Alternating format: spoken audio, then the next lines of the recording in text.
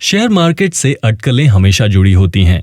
ये वांटेड और अनवांटेड दोनों है। खतरों में चेतावनी भी है और खुद खतरा भी। आप लोगों को गलत जजमेंट लगाने से नहीं रोक सकते, वो कितने भी कैपेबल हों और कितने भी एक्सपीरियंस्ड। जब फुल एक्सपीरियंस के साथ बनाई गई प्लानिंग भी गलत तरीके से एग्जीक्यूट की जाएगी तो रिजल्ट अफेक्टेड होंगे। इसके अलावा नेचुरल एनिमी अपनी जगह बरकरार है। मैं कभी कभी जब पीछे मुड़कर देखता हूं तो सोचता हूं कि 25 साल पहले जब मैं पहली बार वॉल स्ट्रीट आया था तो क्या था। आज मुझे हर बदलाव को स्वीकार करना है, हर चेंज एक्सेप्टेबल है। स्टॉक एक्सचेंज केवल अमीर बनने का खेल नहीं है, ये केवल इन आउट एंड आउट का खेल नहीं, बल्कि यहाँ सब कुछ जायज है। ठगी भी, हेराफेरी भी और ईमानदारी भी। मुझे याद है 1901 में JP Morgan United states steel corporation को बाहर लाया था। इनमें से ज्यादातर 2 साल से कम पुराने थे।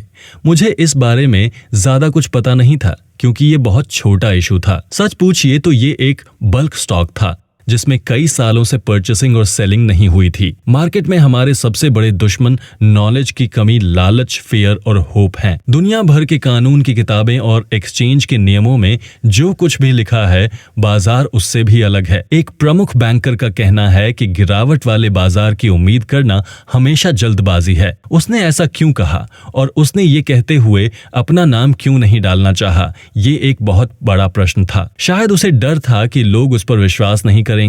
लेकिन जब तक एक्सपीरियंस व्यक्ति ऐसा कहता है तो उसकी बात मीनिंगफुल होती है। बाजार में सिर्फ यही नहीं देखा जाता कि पैसा कैसे बनाया जाए, बल्कि पैसे को गंवाने से बचाने की कोशिश भी की जाती है। ऐसी बातों पर मैं सिर्फ यही कहना चाहूंगा कि 100% श्योर हूं मैं कि यदि अफवाहें ना फैलाई जाएं तो बहुत कम लोगों का नुकसान होगा। शेयर मार्केट के बारे में हर किसी को स्टेटमेंट देना ही नहीं चाहिए जब तक कि आपको बहुत अधिक एक्सपीरियंस ना हो। तो बयानबाजी शेयर मार्केट को बहुत अफेक्ट करती है। आप कोई बड़े ऑफिसर भी नहीं हैं। ऐसे में आपके नाम से की गई बयानबाजी या स्टेटमेंट मार्केट के लिए खतरा है। जनता को हर साल इसी तरह के अनऑफिशियल स्टेटमेंट से कई $मिलियन का नुकसान हो रहा है। मार्केट की पोजीशन, मार्केट के रेट, मार्केट के अकॉर्डिंग फोरकास्टिंग, ये सब चीजें सिर्फ ऑफिशियल होना चाहिए।